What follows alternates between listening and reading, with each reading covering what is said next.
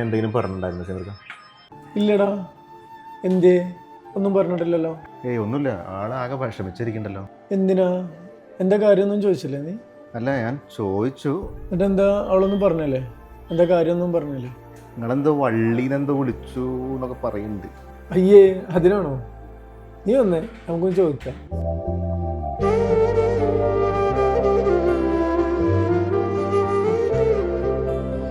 സരിത, എന്താ നീ നല്ല വിഷമത്തിലാന്ന് കേട്ടോ? എന്താ പറ്റി? ഒന്നുമില്ല ഷമീർക്ക. അപ്പൊ നീയല്ലേ ഷമീർക്ക് എന്തോ കളിയാക്കി പറഞ്ഞു വിഷമിച്ചിരുന്നത്? പറയേ, എന്താ കാര്യം? നല്ലോണം അറിയാം. നിങ്ങളെന്നെ വള്ളീന്ന് വിളിച്ചിട്ട് കളിയാക്കിയില്ലേ? അത് ഞാൻ നിന്നെ എപ്പോഴും വിളിക്കണല്ലേ? അതെ, നിങ്ങളെല്ലാരും മുന്നിന്ന് വിളിച്ചപ്പോഴേ സങ്കടമായാണ്. സരിത, ഞാനൊരു തമാശക്ക് വിളിച്ചതാ. നിനക്ക് ഇത്രത്തോളം വിഷമാവെന്ന് ഞാൻ വിചാരിച്ചില്ല. ഇനി വിളിക്കില്ല കേട്ടോ.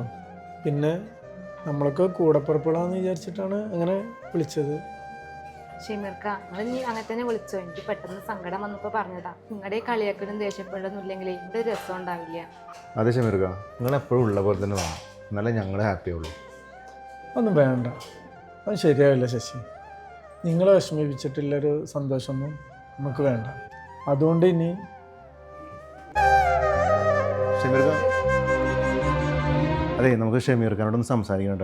ആളാകെ ഫീലിങ്ങിലായിട്ട് നിൽക്കണം കേട്ടോ.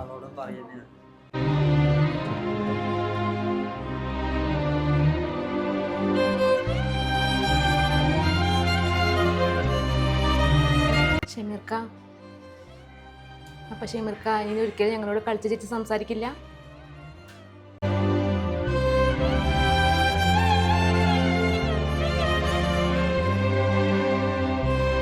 ഈ വള്ളികളുകൊണ്ട് ഞാൻ തോറ്റു.